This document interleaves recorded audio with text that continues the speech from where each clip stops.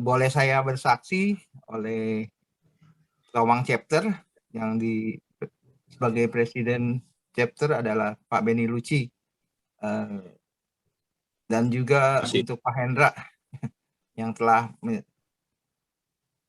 menyiapkan saya untuk menjadi pesaksi di tempat Zoom meeting ini.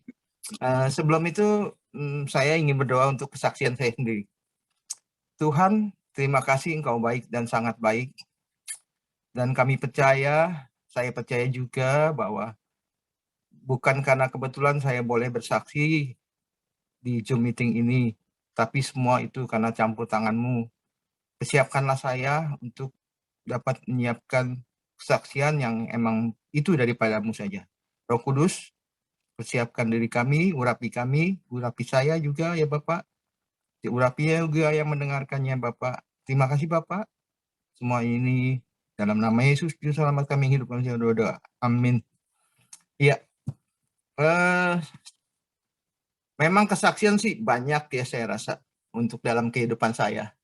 Tapi semua itu, kesaksian itu banyak yang berbeda-beda. Saya sendiri, mungkin teman-teman juga pasti berbeda kesaksian dalam kehidupannya. Kesaksian itu adalah kita mengalami bersama Yesus. Mengalami itu mungkin dalam bentuk ada yang disembuhkan dari penyakit, ada yang dipulihkan dari kesulitan keuangan, ekonomi, pekerjaan, apapun. Itu adalah suatu kesaksian kita. Seperti judul hari ini firman Tuhan adalah kerajaan Allah di bumi. Jadi di bumi ini kita harus punya kerajaan Allah. Kerajaan Allah itu apa? Banyak. Kita harus mengalami kehidupan kita bersama Yesus.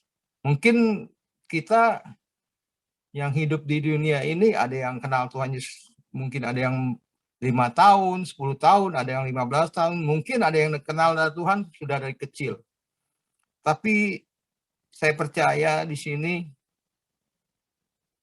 kita bersama Yesus itu tidak akan sia-sia. Sebelum itu saya juga ingin memberi kesaksian saya bahwa saya itu adalah dari keluarga Kristen tapi tidak Kristen benar-benar. Orang tua saya dari Pontianak dan ke Jakarta, ketemu mama saya belum punya agama saya rasa. Saya kan yang hanya berdoa tuh saya ingat tuh orang tua hanya papa saya. Dan itu adalah bawaan mungkin dari orang tuanya sebelumnya. Tapi saya kecil mulai dibesarkan kenal sekolah minggu, tapi itu tidak membuat saya itu kenal Tuhan Yesus lebih pribadi. Dan setelah mulai remaja, dewasa, saya hanya memikirkan bahwa saya harus hidup karena orang tua saya kan ya dari keluarga miskin lah gitu. Tapi Tuhan tidak tinggal diam karena orang tua saya sering berdoa. Nah, saya kemudian hidup bekerja dan akhirnya pada sewaktu-waktu saya ingin memiliki istri, tapi memiliki istri itu tapi bukan dengan keinginan saya, tapi saya ingin mencari istri itu yang orang tuanya cukup berduit, tapi itu bukan satu satu bahwa kita dapat istri yang berduit, orang tuanya berduit itu kita akan hidup enak ataupun tenang-tenang saja, tapi itu semua adalah sia-sia. Dan saya harus bekerja dan pada waktu saya mempunyai anak, saya ketemu teman begitu aja lah. Cuman kita pulang tidak membawa hasil apapun. Ya, istri saya akhirnya punya salon. Tapi saya mulai anak 1 umur berapa, saya mulai bekerja. Bekerja, tapi tidak ada hasilnya. Dan pada sewaktu-waktu saya mulai bekerja sendiri, pada titik bagaimana akhirnya saya bertemu teman saya bilang katanya, "Kamu harus ke gereja. Tidak mungkin kamu kan sudah kenal Tuhan Yesus, tapi kamu tidak ke gereja, kamu juga tidak akan hidup dengan baik." Tapi walaupun saya sudah ke gereja, itu tidak membuat saya juga hidup di dalam Tuhan. Ya begitu aja, kenal Tuhan, pergi ke gereja, pulang biasa-biasa aja lagi. Ketemu teman, ya ketemu teman yang nggak benar, tetap nggak benar. Ya itulah kehidupan saya. Akhirnya saya usaha saya juga pun tidak berhasil, keliling sampai di mana-mana. Tapi kalau Tuhan tidak menjaga saya, ataupun kita kalau sudah kenal Tuhan, Tuhan tetap menjaga kita. Seperti saya waktu itu keluar kota. Keluar kota itu bawa mobil itu pasti kencang, ingin buru-buru. Tapi Tuhan menjaga saya. Itu yang saya rasakan, bahwa kehidupan saya walaupun kita jauh dari Tuhan, Tuhan tetap menjaga kita. Tuhan dia tahu anak-anaknya. Dan pasti anak itu akan kembali. Dan pada waktu suatu titik yang jenuh, saya mulai banyak hutang, banyaklah kesusahan-kesusahan saya. Pada waktu itu saya ingat dari kata pendeta, siapa ya lupa, Pengki Andu, itu dari gereja saya GBI Viva. Dia menyatakan seseorang itu harus punya ekspansi, perubahan. Dan saya mulai berubah dan saya punya ide untuk membuka nasi ulam.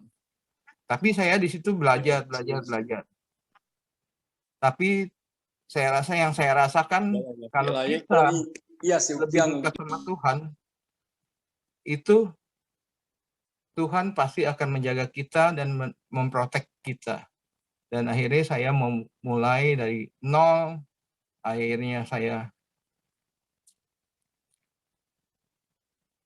dari penghasilan yang hanya cuma 300.000, kalau kita